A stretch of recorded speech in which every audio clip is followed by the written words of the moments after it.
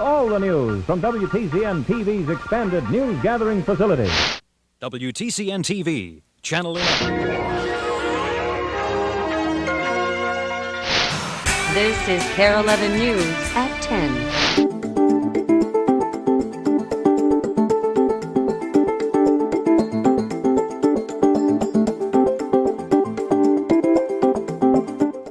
This job was supposed to be a temporary job for me. I came out of the Army sort of during the depressed time, and I was casting about for something to do, and I found the job as editor at the old WTCN TV. In those 40 years, so much has happened in the way of history in terms of news makers. And in the way news was covered. Joel Johnson and Don Doran joined an infant Channel 11 in 1959. WTCN was on the third floor of the Calhoun Beach Club. Eisenhower was president. No human had yet been in space, and TV was black and white. Everything was filmed. We had 3 photographers, and the funny thing about that was they had to run downtown and process the film, and it had to be done by 8 o'clock.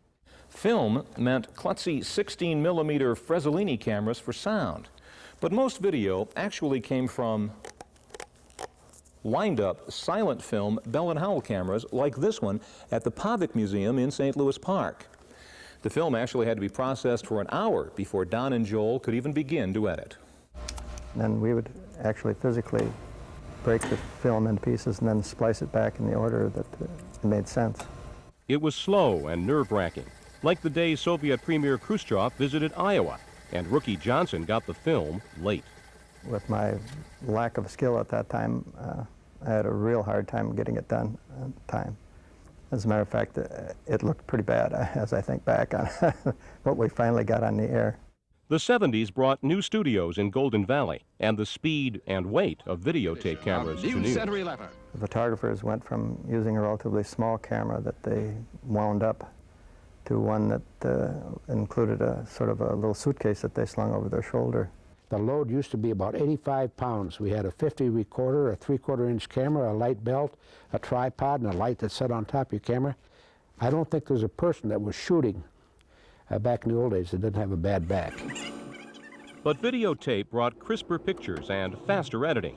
Joel traded in the hot splicer for tape decks and a video mixer as chief evening editor. Don put down the camera in the early 90s in favor of editing the morning shows. They have seen changes. 3 sets of call letters, 4 decades of co-workers, and 5 different owners. And what do they think of TV news now? Well, quite frankly, I think that we do a better job of the news. I mean, we have something for everybody. You know, there is enough bad news to go around, and we cover that when it has to be covered. But we also do the stories that are good news stories. I have a little bit of problem with how the presentation of news has gone. It's the line between entertainment and news has been blurred pretty badly. It's the dilemma of an industry that has been argued since the first sets were sold. Is it news or entertainment? For 2 Minnesotans and 40 years, news has surely been an entertaining career. Both of us have been here through thick and thin and saw a lot of things. This temporary job turned to be kind of long-term. Alan Costantini, KARE 11 News.